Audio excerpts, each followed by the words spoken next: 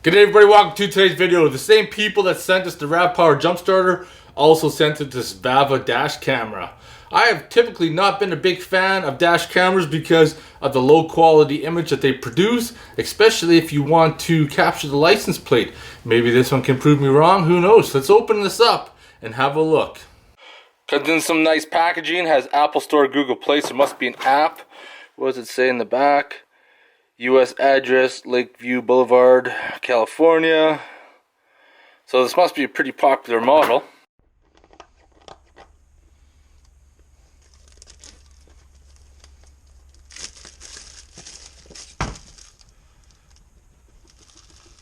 A lot of vacuum there. Oh, thank you. Congrats on your Vava dash cam. You helped us make this happen. Seems like we got some pretty fancy packaging. Those big ones got to be the accessories.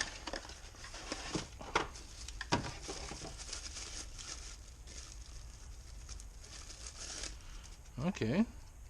Suction cup mount. Is it magnetic? No. Oh, USB. That's your cable. 3M.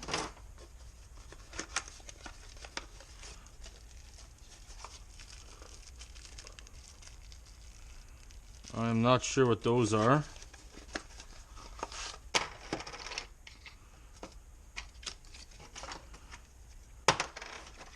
Are this thing at the moment.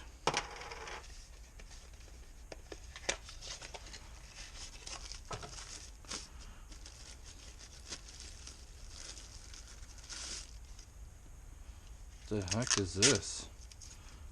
Well, this isn't the weirdest looking dash cam I've ever seen. What's really going on here? So it did come with a memory card, Samsung 32 gig in the back port there. So that weird stuff in the bag is just some clips. Not sure what that's for. Well, I took the cover off this thing. There's a battery in it. And it's a button. So it must be like a start-stop button. Recording perhaps? When all else fails, bust out the instructions. Yeah, this is good for taking pictures or video. I need to download the app for this on my phone. I guess perhaps that's how it's turned on or off.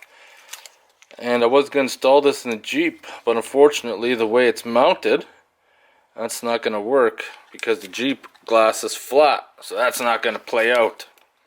I guess in the F-150 it will go. Alright, well I've had this dash cam for over a month. I guess I should finish off this video. Sometimes people send me stuff and I'm just like, what am I going to do with this? But let's give it a whirl. Not a big fan of dash cams. It has enough cable that you can route it nicely. But since we're ghetto, we're just gonna plug it in just like that to see what's gonna happen. And it's powering up.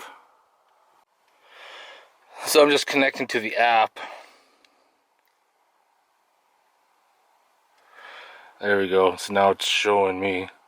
So sitting in my truck right now, I'm just trying to figure out how to get this thing to work. If it automatically starts recording, do I gotta manually have it start recording? I'm just looking at the app here, trying to figure out what the heck's going on. All your different options that you can turn on and off. Storage capacity. You can have 1 minute, 2 minute, 3 minute recording. And let's take it for a rip and see what's gonna happen. So this to me is your typical dash cam footage. It's a really wide angle lens. I do find the sound in this dash cam is actually really good because you can hear all the squeaks from my truck, and this is just driving down the street. And because these dash cams are such a wide angle to capture everything around you in case of an accident for insurance, as you can see right here, I'm pulling up behind this vehicle. Obviously the sun is setting and it's shaded, but as soon as I pass or go around this guy, you can see like I'm not even able to capture a license plate number. And that's one of the biggest things I find with these dash cameras. So I stand corrected. Apparently it does start recording. It's in your travel recording section, which I thought you had to manually do it, but apparently it does it on its own, as you can see. Let's download some video and have a look at this. Well, I'm going to leave the video here for you guys to decide on your own whether or not this dash camera is pretty decent or not. How does it compare to yours? Leave your comments in the section below. Talk to you guys later.